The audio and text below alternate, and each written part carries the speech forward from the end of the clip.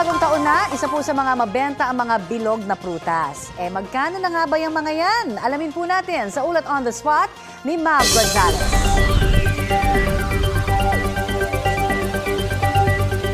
Connie, wala pa masyadong namimili ng mga bilog na prutas dito sa Binondo pero inaasahan daw ng mga nagtitinda na dadagsana ang mga mamimili sa weekend. Tabi-tabi ang tindahan ng mga prutas dito sa Ongpin Street sa Binondo, Maynila. Pero ang namimili, madalang pa. Sabi ng mga nagtitinda, sa December 29 hanggang 31 pa nila inaasahan ang dagsa ng mga bibili.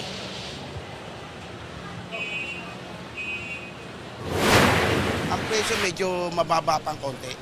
Pero pag tungtong ng 29, medyo dodoble na presyo niya. Opo, magdodoble yan kasi dala ng... Siyempre, pag kinukuha na po namin, medyo agawan na po doon.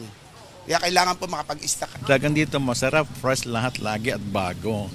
So 12 kinds of fruits every New Year. Magtrabaho ka, at magsumikap ka, wala kang kinakailangan magprutas-prutas. Mga pamahiin kasi yan para sa akin. So okay lang, magkaroon ka ng prutas sa table, di ba? Kasi simbolo ng kasaganaan.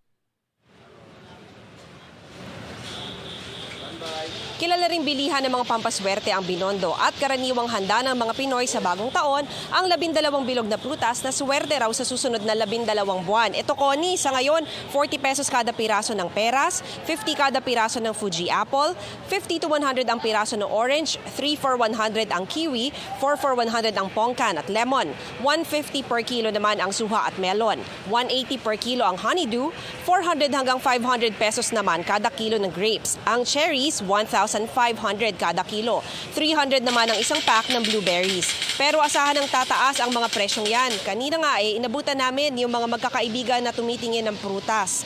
Samantala naman, Connie, ang payo sa atin ng mga nagtitinda rito ay hindi naman kailangan na kilo-kilo yung bibilhin mo. Pwede naman na makipagtawaran ka o di kaya ay patingi-tingi lang, pa isa-isang piraso ang bilhin mo para makatipid. Kung ang importante naman daw dyan ay makumpleto mo ay yung fruit basket mo, whether 12 or 8 pieces ang laman yan, Connie. Maraming salamat, Mav Gonzalez.